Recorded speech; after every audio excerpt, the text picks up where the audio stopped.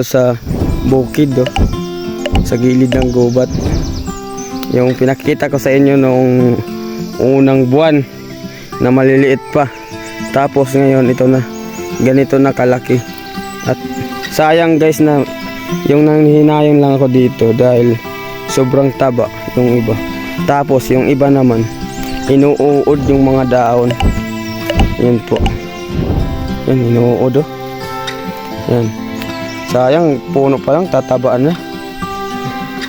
Mga dahon talaga yung inuuod. Hindi ko alam kung anong uod ba to o piste sa pananim nito. Kung bakit nagkakaganito, oh. Ito, patay, oh. Ito. Hindi ko alam kung anong itsura ng uod nito. Ba't namamatay tapos napuputol nila yung tawag ito, ugbos sa amin dito. Yan, patay talaga guys. Yan po, pupunta doon. Yung nasa gitna guys, yun, nakikita nyo sa gitna doon yan. Mukhang hindi nakatubo. Para siyang hindi siya masyadong lumaki. Iwan ko lang kung bakit, dahil sa lupa o basta hindi siya nakatubo dyan sa gitna, pero konti lang naman. Pero sa gilid talaga ng gubat, lalaki ng puno. Kaso lang dito talaga ay yung inuuod tulad nito, oh. Diba? Tulad niyan, oh. Yung pinaputol talaga. Sayang. Pero siguro kumakain pa naman kami nito. May bubunga na pa naman siguro. Pero sayang yung iba. Ayan. Ito patay.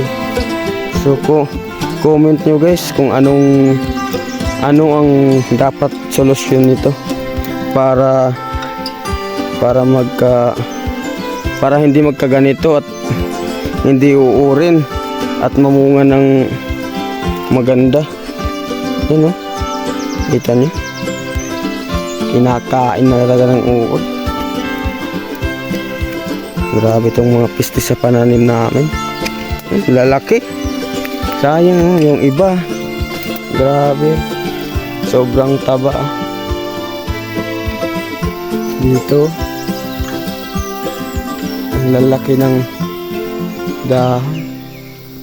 So tulad nga sabi ko dati guys, ito malayo to sa aming lugar, pero ang kagandahan dito dahil nakalsada na doon sa malayo-layo pa, pwede na kaming pumunta dito kahit walang kalsada, dahil may daanan ng mga tao to yan.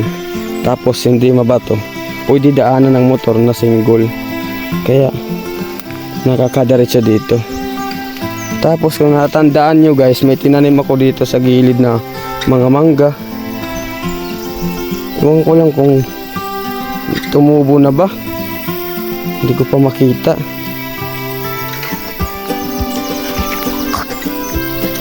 So ito guys, ito napansin nyo tong karton, mayroon tong diesel ay asiti Crodo, yung Crodo na pinaglumaan ng mga motor na linagay. Kasi anong purpose nito guys? Alam nyo to guys kung anong purpose nito? Karton na may Crodo. Dahil tulad dito sa gilid ng gubat, mayroon to tong mga baboy damo. Hindi naman namin alam kung kailan na-atake, pero may baboy damo dito sa gilid-gilid lang. O, baka mo misitang yung mga baboy damo. Tapos pag may bunga na, pag malalaki na, unahan kami nakainin yung pananim namin. So kaya ang purpose nito parang pangtaboy, dahil sa amoy niya, pantaboy na hindi pumasok yung baboy damo. So yan lang guys. So yan po, update.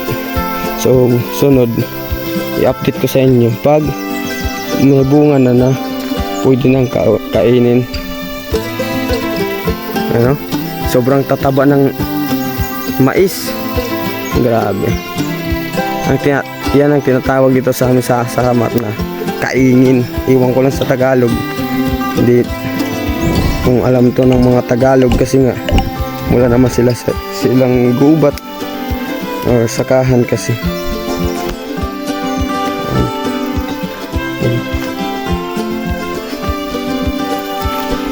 Hindi ko nakita guys yung mangga na tinanim ko dahil madamo na.